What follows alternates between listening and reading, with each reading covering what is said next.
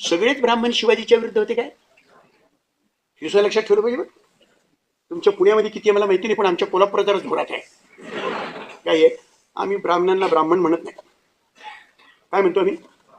बामण. बामण असं सुद्धा नाही, मराठीची धाटणी आहे. प्रत्येक 12 मैलावर धाटणी बदलते. बामण नव्हे, बामण म्हणजे तुच्छतादर्शक बामण. सर्वच ब्राह्मण शिवाजी महाराजांच्या विरुद्ध होते. ही गोष्ट खरी नाही. शिवाजी महाराजांच्या कारभाराचा एक नमुना म्हणून जे अष्टप्रधान सांगण्यामध्ये आलेले आहेत, त्या अष्टप्रधानांच्या पैकी सरसेनापती जर सोडले तर बाकीचे सगळे ब्राह्मण होते. आपण विसरूया नको, हा ब्राह्मणांचा मुद्दा नव्हता. अरे हा जातीचा मुद्दा नव्हता रे. आता तुम्हाला जाती भीती पाहिजे असतील तर त्या करा, पण ते त्यांना का चिटकवता?